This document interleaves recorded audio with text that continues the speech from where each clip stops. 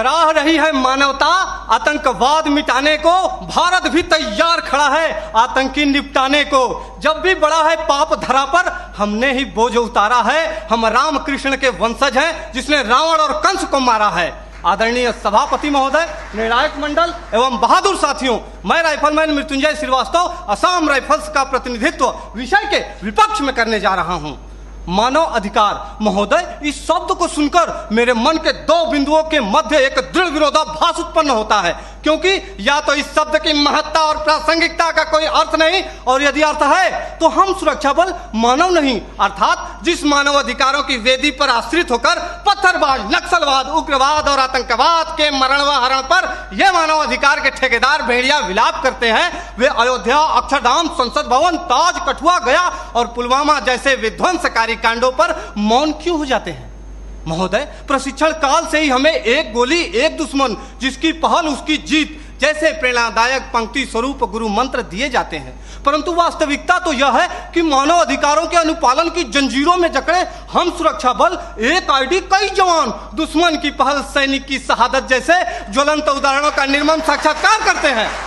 महोदय, जहां कानून व्यवस्था चरमरा जाती है, आतंकी हुकूमत चलती है, मानवता का अस्तित्व खतरे में पड़ जाता है, वहां पुनः शांति स्थापित करने के लिए सशस्त्र सुरक्षा बलों की तैनाती की जाती है। ऐसी कठिन परिस्थिति में मानव अधिकारों का अनुपालन करते हुए आतंकवाद एवं उग्रवाद के विरुद्ध लड़ना, वो भी प्रभावी तरीके से, कतई संभव नहीं है। एक सैनिक होने के नाते मैं यही कहूंगा कि शस्त्र मिले हैं, कर्म करो, सर्वनाश करो गद्दारों का। आज मानवता है खतरे में, तो क्या करोगे मानव अधिकारों का?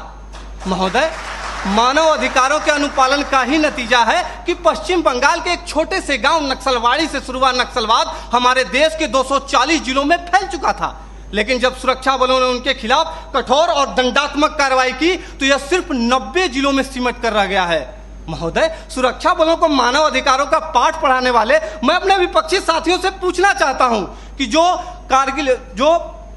कश्मीर में जो कारगिल युद्ध के बाद पाकिस्तान के लवारिस सैनिकों के शवों को उनके धर्म के अनुसार दफनाया, वो है हमारे सुरक्षा बल, जिन्होंने इसी वर्ष 11 जुलाई को पाक अधिकृत कश्मीर से बहकर आए मासूम बच्चे के शव को प्रोटोकॉल तोड़कर पाकिस्तानी सेना को लौटाया, वो है हमारे सुरक्षा बल, जो कश्मीर के स्कूली बच्चों को दुश्मन की गोलियों से बचाने के लिए बुलेट प्रूफ जैकेट बन जाते हैं और अपने परिवार, अपने समाज, अपने देश के प्रति समर्पण का भार लिए हुए भी जो इस देश में शांति और अमन कायम करते हैं, वो है भारतीय सुरक्षा बल।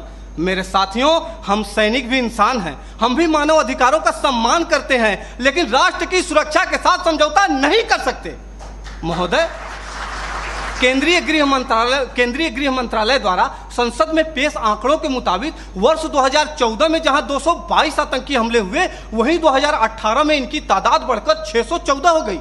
2014 में 47 सुरक्षा बलों के जवानों की शहादत हुई तो 2017 में 80 और 2018 में 91 जवान शहीद हुए। हमारे देश में 1993 से लेकर अब तक लगभग 8,390 आतंकवादी और उग्रवादी हमले हो चुके हैं। महोदय, पूरा देश जानता है कि ईद की छुट्टी के लिए जा रहे सेना के जवान औरंगजेब को आतंकियों ने अपहरण कर निर्दयता पूर्वक हत्या कर दी, तब तो किसी ने भी औरंगजेब के मानव अधिकारों के लिए आवाज नहीं उठाई।